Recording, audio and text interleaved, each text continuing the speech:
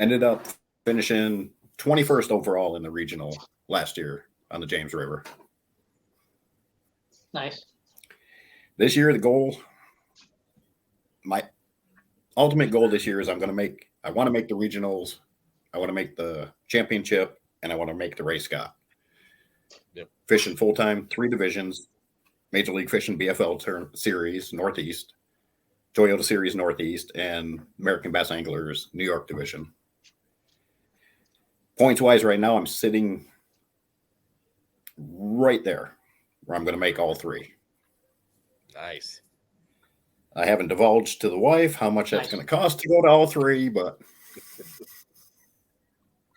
she's over there chuckling. But she's my biggest She supporter. probably has an inkling on what that's going to be.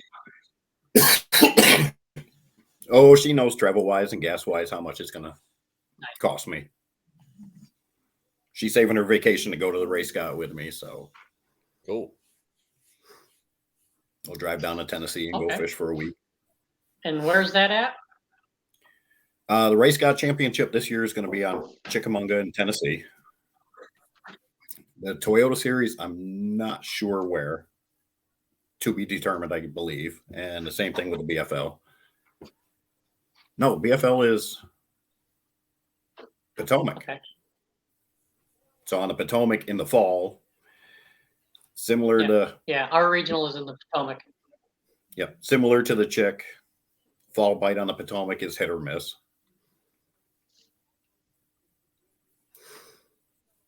But we're going to try to make all 3 of them. Nice. Can't beat that. No, That's a pretty lofty goal, but I think you can do it. Definitely. So sitting all right. just outside the points of everyone except the Toyota because we haven't had our second Toyota yet. We have our second Toyota next week. Sitting 60th in points in the Toyota right now. So, I mean, a decent finish next week will put me right up there again. Oh, yeah, definitely. And they take top Oh, 25 in the You're Toyota. in good shape there. Oh, yeah. They got the critters attacking me. So, yeah, I feel you. So, a couple weeks ago, you had a tournament on the St. Lawrence River, an ABA tournament. You want to talk about that a little bit? That tournament was the start of the high and low for the past 3 weeks. I'm driving out there, and I get the call. Hey, Aaron, it's Mike. I said, where are we starting and what are we fishing? Didn't even ask him if we got paired. I drew angler out of Pennsylvania, Mike Mueller. Good accomplished angler himself. He goes, we're going after smallmouth Yes, and he we're is. going here. Yep. So we get out there and we're boat number, I believe we were boat 5. So we head down towards Ontario from Clayton. We launched out of Clayton, head down towards Ontario. We stopped short of the mouth of the lake. We could see the lake. We start fishing. 10 minutes later, the individual who won the tournament came in and dumped 100 yards from us. Me and Mike are struggling. We're throwing drop shots. We're throwing jigs. We're throwing everything at him early. I think we got 1 drop shot bite. Nothing on the jig. Nothing on the spy bait to begin with. That boat that dropped in front of us, we watched him in a matter of 45 minutes put 26 pounds in his boat. Ooh. And we're like, what are you doing? And we're just watching and watching and watching. And from about 100 yards in front of us, Carolina rig, he yells.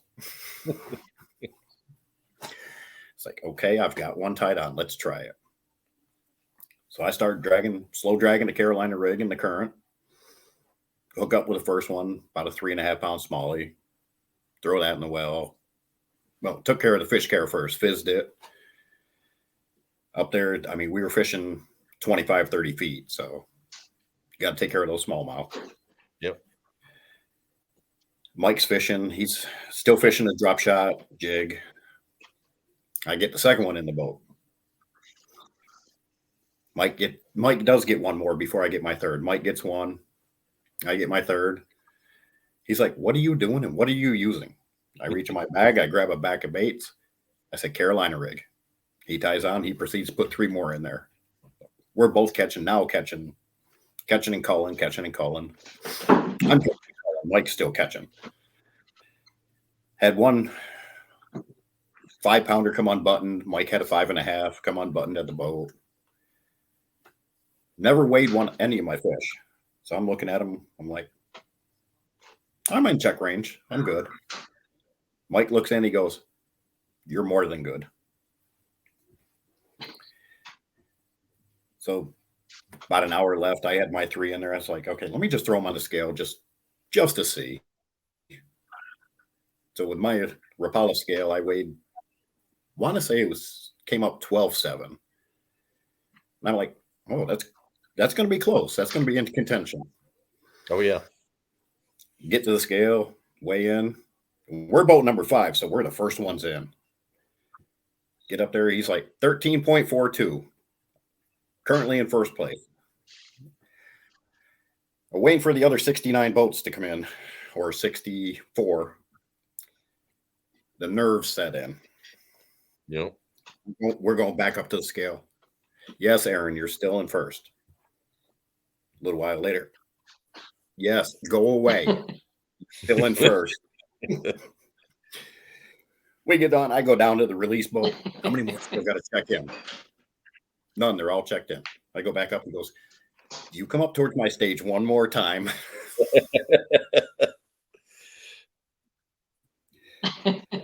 So finally concluded. Last one came through. Bags are all checked.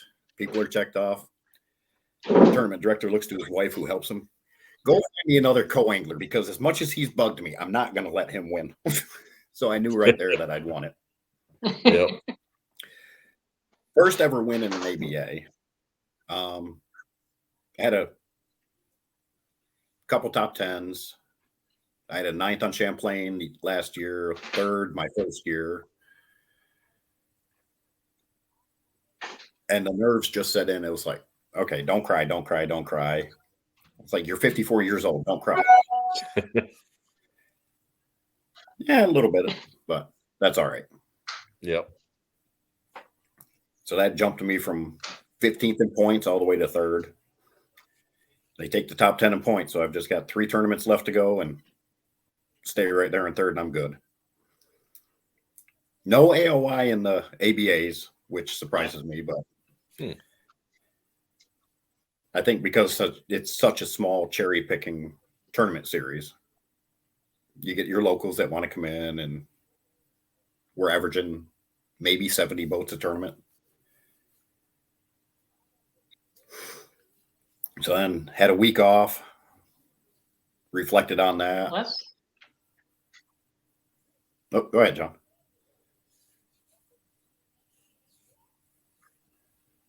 No, I mean 70 boats isn't bad for a small circuit like that. No, not at all. You know? No. From what I've been talking with the TD about, where the second highest producing tournament, the New York division is the highest second highest producing division in the ABA right now. It's a toss up between South Florida and Central Florida, and then us, with the amount of participation that we have. Yeah. Like next weekend, I think I talked to the TD today. We were sitting at 45 boats. That's as of today, Wednesday, 45 boats and 37 co's. But then more are going to sign up between now and Friday. So we're probably going to look at another 60, maybe 70 by Saturday morning. Not bad. Well, and then after that win, had a week to reflect and dwell upon it. And then a BFL on Champlain. Went from the highest of highs to the lowest of lows that tournament. Yep. I mean, you go 8 hours and you catch. You have one bite that isn't a perch, isn't a goby, isn't a rock bass. You catch one bass, makes for a long day. Been there, done that. Torrential rains, high winds. Yeah. And 61-degree temperature outside, so you're freezing. You're soaking wet. Yeah. But the one positive about that, I was hitting 70th Yeah. in points. That one fish brought me up to 56th. So Not bad. and they take the top 45. So Okay. and now we have we go ABA this weekend You're to in good Oneida. shape there. Oh yeah, he's I'll make I'm not even gonna think negative. I'm gonna make the regional and the BFL again this year. I'm gonna make the Ray Scott because I've never been. And the rumor mill is that Morris from the ABA is thinking about doing away with the Open Series. Because it's not generating what he thought it was going to generate with the 19 divisions that he has. I think there's 19 divisions in just the Open Series, and it's not producing. He's losing money. So he's going to go. Rumor mill says he's going to go strictly solo 150s. The AFTs, the solo 150s, the couples. That's the ABA series, right? Right, that's the ABAs. So if this is the final year, I make the Ray Scott the final year, that'd be awesome. But there's a lot of people petitioning and pleading and begging with them, just keep it open, reduce the amount of regions that you have. But I might, if that goes away, then I probably have to graduate to the Bassmaster Opens, which I fished one Bassmaster Open last year and left a bad taste in my mouth. Not the way it was run, not the organization. Okay. The organization of it and the way it was run was immaculate. I loved it. But that was before they did away with you have to fish all 9. Like this year, you have to fish all 9 of them to qualify for the Classic. Yep. Boaters in some of the Open Series, they do not care and do not like pro anglers. Yep. They're out there just to make the Classic. They don't care what you do from the back of their boat as long as you stay out of their way.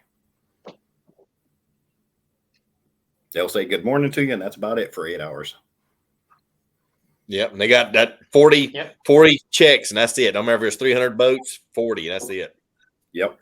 My day 1 for the Bassmaster Open, the guy was awesome. Day 2, it was an individual that spends half his time in this country and half time in another country, and he could care less that you were in the back of his boat. Yep. But now it's different. You're not getting that much of a you're getting that kind of competition, but you're not, because a lot of the guys aren't going to fish all 9.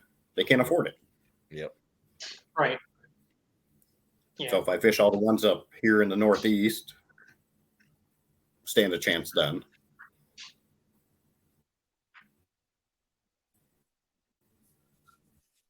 Right. It's a whole new.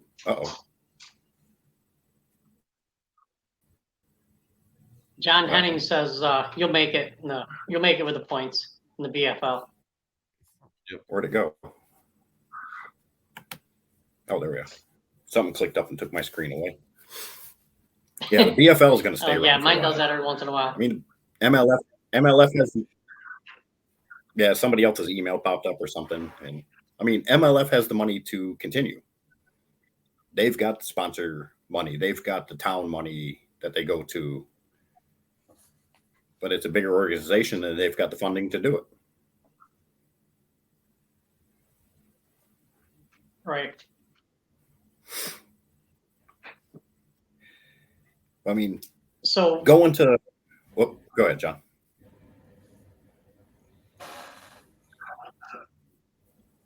No, go ahead, Aaron. I'm sorry.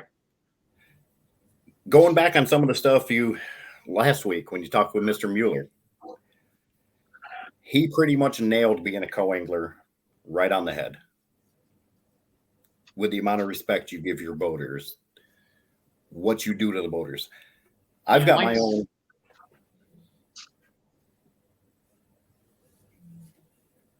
Yeah, Mike's a great co-angler. Now he's a boater. So he's been in both seats. He knows the ins and outs. He's been around doing it a while. He's taught me a few things. And I say that reluctantly because he's a Marine and I'm Army. So we don't learn from the Marines. Usually. Yeah, I was Army too. I try to avoid that with John. So. Oh, I give it to him every chance I get. But no, he's a good man. Yep. And lot of respect for the guy. Oh yeah. And I've got, like, as a co-angler myself, I've got my own routine. I tell the boater right off the bat. So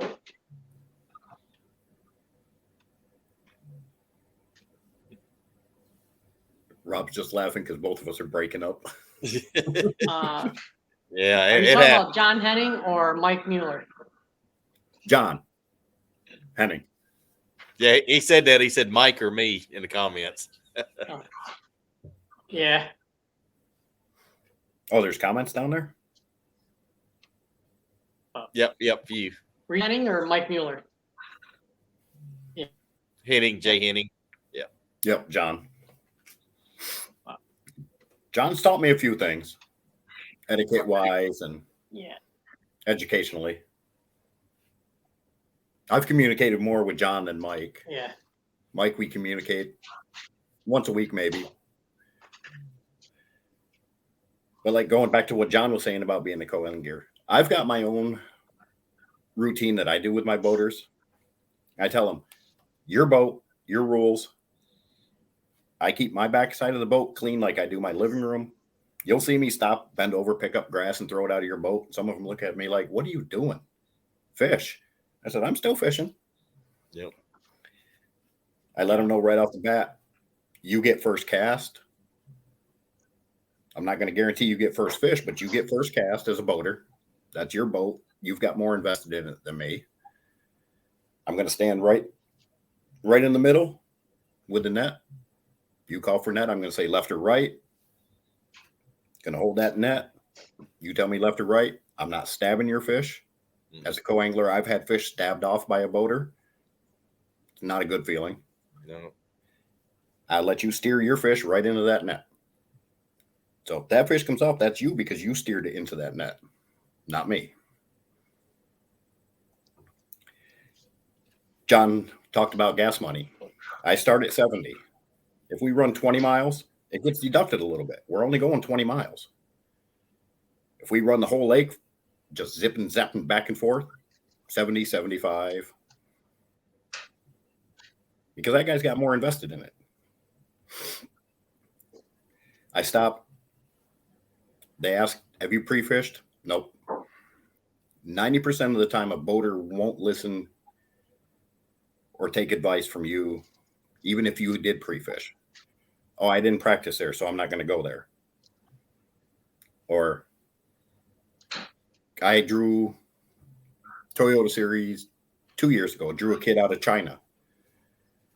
Oh, I just flew in last night. Do you know where the fish are? I said, I practiced in this spot. We caught this much. I practiced over there. We caught that much. Oh, I know practice there, so we're not going to go there. Then why did you ask? A lot of times the co-anglers can get up there and practice more than the boaters can. Yep. And especially with me on Champlain, I'm close. I'm closer than somebody coming from Virginia or Pennsylvania or New Jersey. I'm on the Champlain 7 to 10 times a year, if not more. Like I tried to tell my boater last weekend, I said, we need to go find the shoals. With this weather, with the change of weather that we had last night, they're going to be feeding on the shoals. Oh no, they were on the sailboats 2 weeks ago. Okay. You didn't catch a single fish off a sailboat. Dang. Everybody I talked to was fishing the shoals and secondary points. And that's where they were catching their fish. But so I stopped saying that I pre-fished. I'm just going to say, nope, I just drove in last night. Unless it's somebody like I know, like John or Mike or somebody that I've fished with before. Hey, Aaron, I know you live up here. What do you suggest? Weather-wise, we're not going to run the tie. No. If the weather was good, let's run the tie. They took 28 pounds to win it last weekend. Don't have to go all the way to tie. There's grass in between. Like Oneida, don't ask me anything about Oneida. It's only 3 hours away, but I despise that lake. It's kind of like fishing on a small Lake Erie. That's my favorite lake. Oneida? Or Lake Erie? Yes, sir. Oneida. Oh, okay. Oneida, she can turn on you, though. Quick. Yeah. So, would you prefer green or brown fish? Depends on the time of year. This time of year, I know the green fish are still going to be Okay. 5 to 10 feet. The smallies are going to go deeper because they're more of a cold weather or cold natured fish. The smallmouth wolf pack. If you find a good wolf pack, Right. then you're going to be on fish. Green fish, you got to work for. And I like that challenge where you have to work for that fish. I'm not a forward facing sonar guy. I'm not going to say, hey, do you see anything? Do you see anything? Do you see anything? None doesn't benefit me from the back.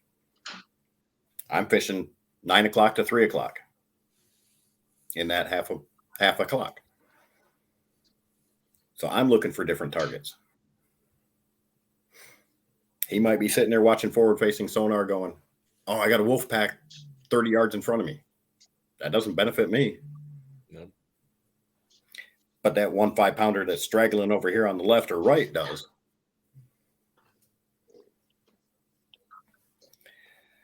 But this time of year, I like green. They're bulking up for fall. So they're going to be up shallow. They're going to be crayfishing. They're going to be getting all the juvenile gills right now and the juvenile sunfish.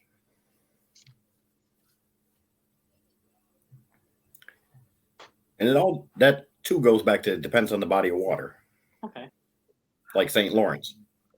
I don't think on St. Lawrence I would target largemouth. I'd sit there and play the current and get the smallmouths that are transitioning through or wolf packed up. Because the chance with the largemouth on St. Lawrence, 2 are hit and miss. And then you're going to get that occasional pike and the occasional muskie. I don't want to hook one of those.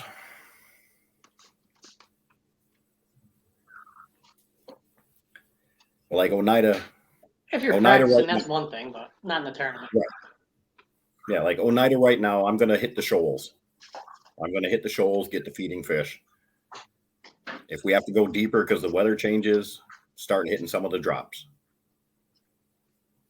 And I'm going to throw something not many people up there throw. John, you may, but a lot of people don't. I'm throwing a 3/8 ounce and 1/2 ounce sonar blade bait. Yep. And I'm letting it hit bottom and ripping. Just to trigger those bites off those shoals. Yep. It's a good call. There's a walleye guy up there that makes as a co-angler,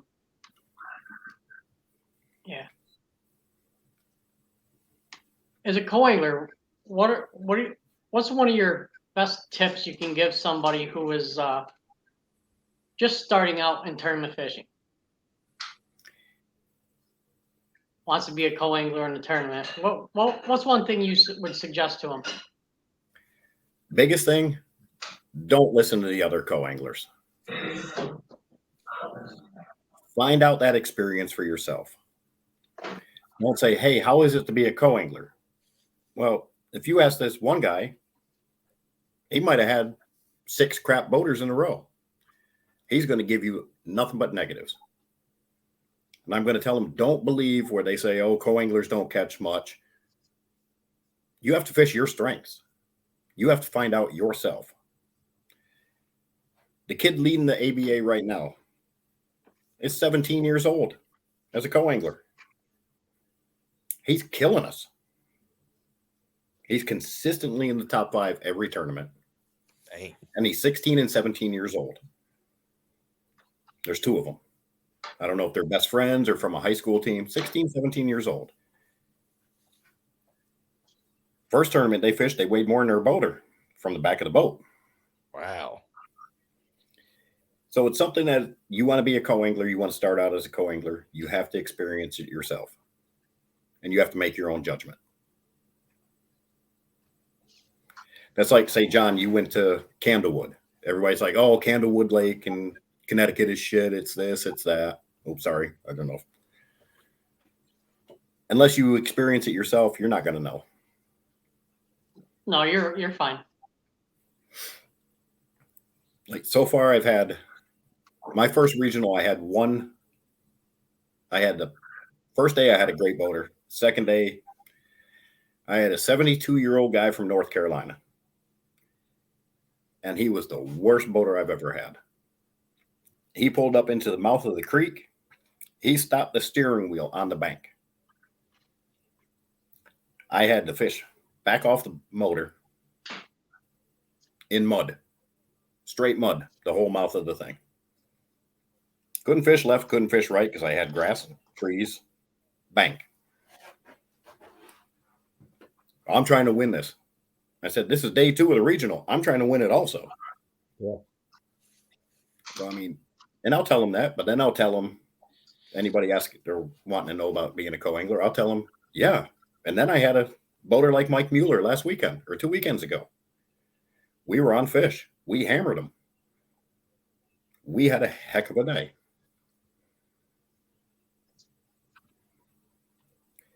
So, I mean, it's a decision you have to make and you have to experience it yourself. My experience is,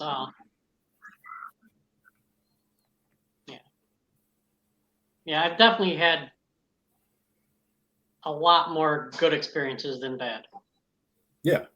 I mean, so far this is my 4th full year. So I've had 2 bad experiences. Last weekend and 4 years ago on the James River. All the other ones, I learn, I watch. Yeah. And I deduce what they're doing and what I can do different than them. Okay, he's watching forward-facing sonar. He's throwing the jerk bait.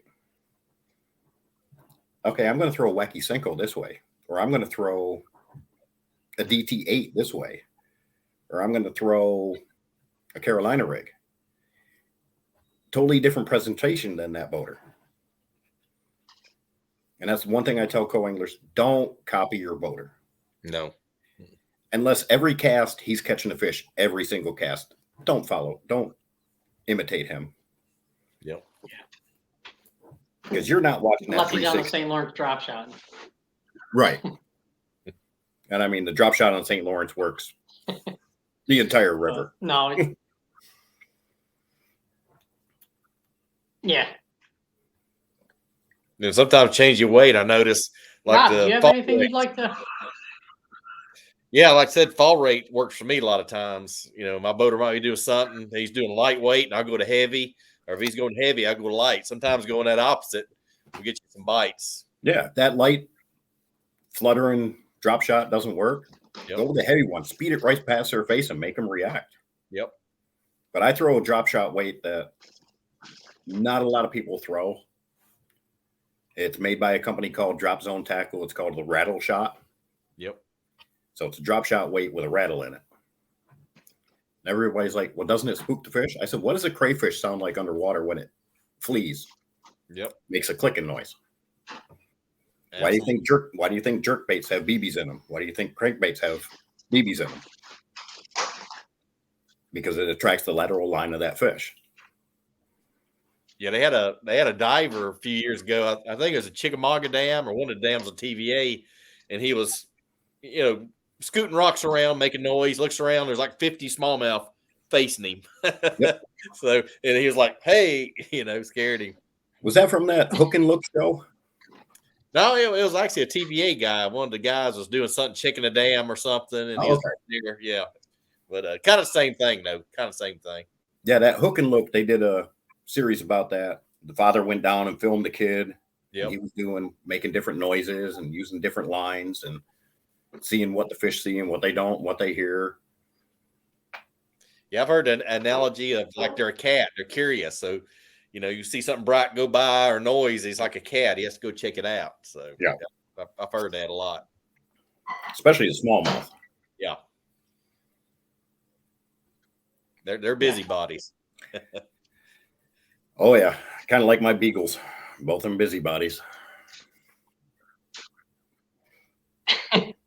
Yeah. But yeah, I'd never deter anybody from being a What's co-angler. one tech? Yeah. What's one technique you don't ever leave at home? Nowadays, If you're going to a tournament, what's one technique you always have tight on? I always have a drop shot tied on. Drop shot catches everything from bluegill, perch, rock bass, smallmouth, largemouth, pike. Yep. I caught a 32-inch pike on the drop shot up on Ticonderoga. My go-to, and I hate to say it because everybody throws it, is a wacky Senko. It works though. It There's works everywhere. just something about that just triggers fish. Yep. Whether it be smallmouth, largemouth, you can get it into tighter places than you kind of drop shot, where it's not going to hang up as much. Good choice on Chickamauga too. My beta choice on James River when I was down there was a slider head with an Aaron's Magic robo worm. Yep. Just on that little itty bitty light wire slider head. Yep. And I'd pitch it right in those knees and just gently bop it through.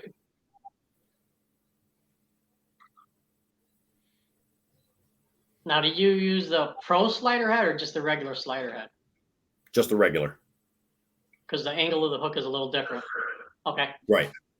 I end up 90% of the time I have to grab my pliers and straighten up the hook, and I mean, I used that on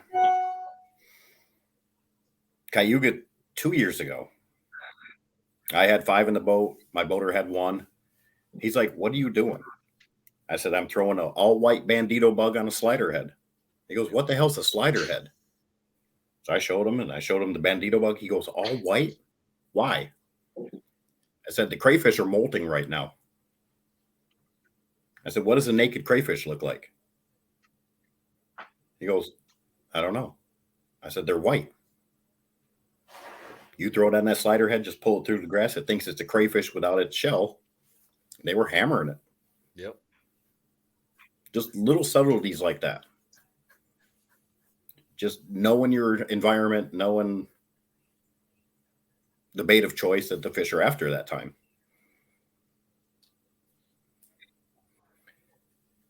Some of the kids, like the younger kids that are getting into it, the 16, 17-year-olds, I tell them, keep a journal. They're like, "What do you mean keep a journal?" I said, keep a journal of that tournament day. What was the weather when you started? What was the weather at noon? What was the weather at weigh-in? What was the bite like at all 3 of those times? What color pattern were you using? Was it overcast? Was it cloudy? And then you can research that for other lakes. Generally, the Northeast lakes are pretty much going to be the same. They're all going to have the same kind of pattern. Yep. They're like, "Well, I never thought about that."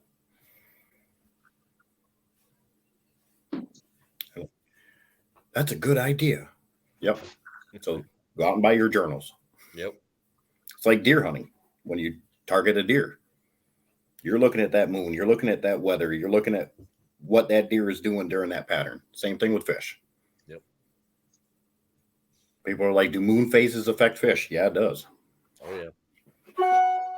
Like right now, they're not feeding during the day with that full moon we have. They're feeding all night. Yep. So when you launch at 6 o'clock in the morning, they're going to be a little lethargic.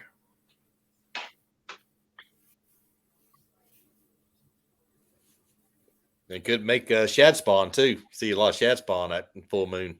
Shad spawn, a late mayfly hatch, Yep. especially up here in the Northeast, a late mayfly hatch will kill us if we're targeting smallmouth. Because they'll sit there and come up and pluck those mayflies all day. Yep. You can throw everything under the sun at them. They won't want it. Because we had a tournament. Need to bring out your old flies. Yeah. Bring out a fly rod and a popper. Yep. I don't know if that's allowed in mass tournaments, is it? I don't know if you could. Well, you the rod has to be under 8 foot long. Yep. Okay. Yeah, I've got two 7-Elevens. That's why. You can use a fly rod. It just has to be short. Yeah. So 8 foot or less. So it's got to be a backwoods one. Yep. Little backwoods Adirondack one where you go 6-footer.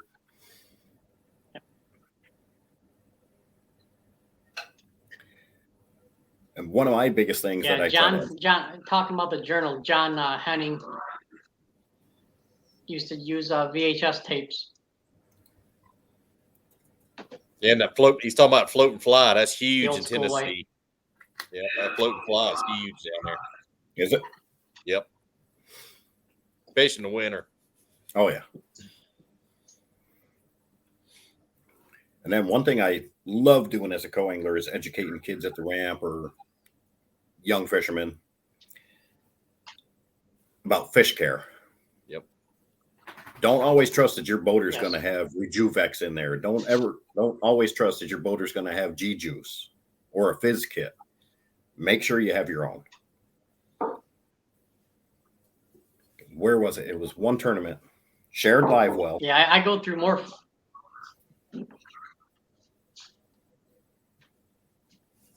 I go through more fizz kits a year than I think Barb does. Barb just sent me 3 more.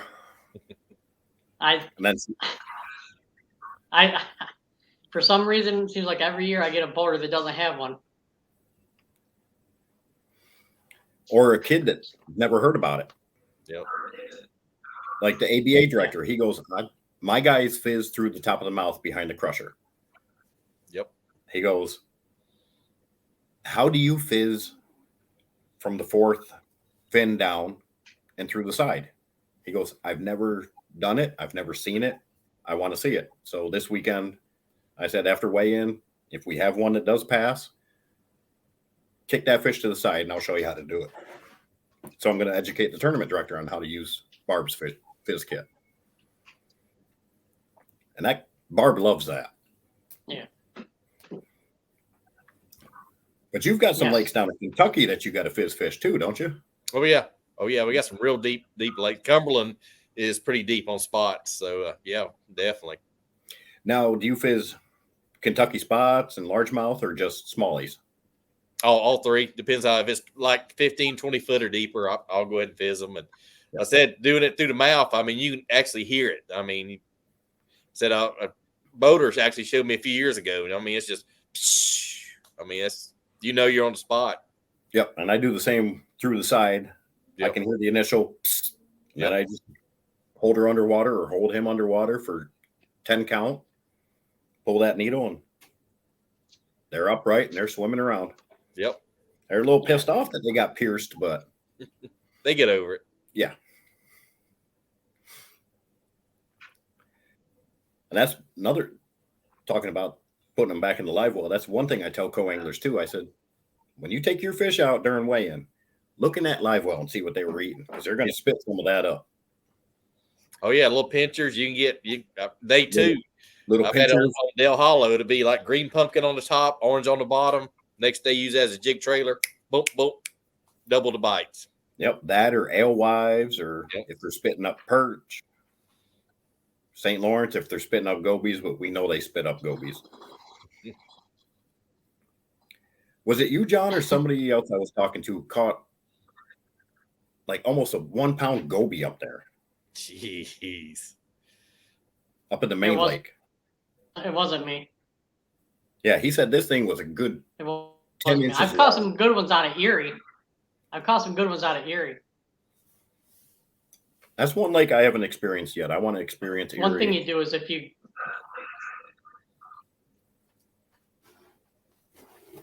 yeah, I fished with a local guy here, a friend of mine on Erie in the Toyota and did real well. So, but And that's loaded with now gobies. if you hook too. a goby, just leave it on there. The smallmouth will come get it. Oh yeah. Yes.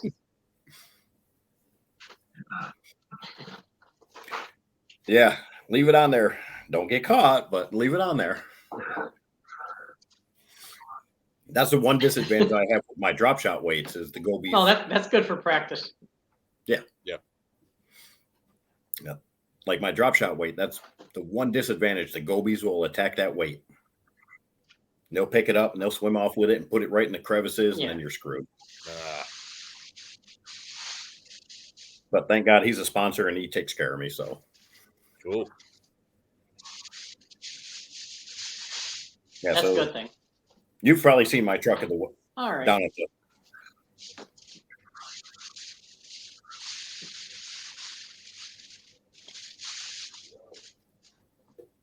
Yeah. I heard the R So right. we're going to be wrapping up here in a minute. Is there any other any sponsors that you'd like to give a shout out to? Any people or? Well, I'd say FX Custom Rods, but haven't heard back from them. But that's the only rods I use right now. So, That Drop 7.4 medium is my go-to, man. That spinning 7.4 medium, awesome. it's right here somewhere. Yep. Biz Baits out of North Carolina. Drop Zone Tackle out of Virginia. Okay.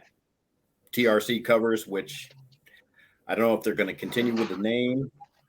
The owner sold to another individual, so they're going to be under new ownership. Biggest one is my Toyota dealership. Yeah. They've gotten me more in contingency bonuses this year than some of my winnings. Who else do I have? Nice. There's Mr. Jeremy May checking in. What's going on, Jeremy? Let's see. Pretty much just all the tournament directors. Without those guys busting their rear ends, we wouldn't have these tournaments. Definitely. All the guys on the Right. social media sites that bash the tournament directors. Oh, why are we having tournaments here? Why are we having it there? They don't realize the logistics that go into running one of these tournaments. When they got to start in January and start putting applications in for ramps, applications with the Chamber of Commerce, applications with DEC, just to get these, well, Department of Conservation, just to get these tournaments going. Now you're fishing the BFLs, right, John? Yeah. You'll Yes. enjoy next year. That's You'll all I'm enjoy fishing this year is the BFLs. You'll enjoy next year's schedule. What's that? I said you'll enjoy Yeah. next year's Northeast schedule. We'll see what happens. Let's just say tentatively right now, it's going to begin and end on the Potomac. Interesting. That doesn't bother me at all. No, less travel for you, I- more for me. The only thing I don't like about the BFL, the only thing I don't like about the BFL this year and in years past is they've had like this year, Champlain 3 weeks apart, and that makes it tough for people. I mean, Right. it's only 5 hours for me, but if you're down in Maryland, it's 7-8 hours, and to do that 1 week, take 2 weeks, then have to do it again, that's crazy for a working man, Exactly. But And that came from a lot of people. I don't make the schedule. I just go fishing. Yep. And this year's schedule came from a lot of people complaining, let's bring back the Empire Division. Let's bring back the Empire Division. Yep. And it bit them in the rear end because less than 50% of the field were from the Northeast, meaning New York, Vermont, Mass, New Hampshire, that area. Most of our field was from PA, Maryland, Virginia, New Jersey. Yeah. So that's why that's why next year it's going to steer more towards that area.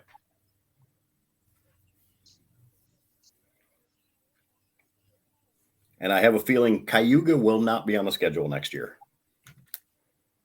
Yeah. What's that? I said I have a feeling Cayuga is not going to be on the schedule next year. That doesn't bother me. I mean, although No. I do get to sleep in my own bed, but Where I'm going this weekend is going to be on the schedule.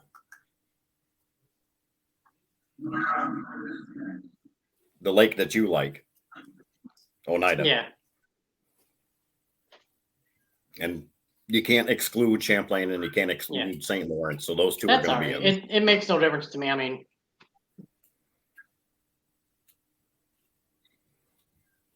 Yeah, I mean, I'm fortunate enough where my job, part of my employment contract all was right. Well,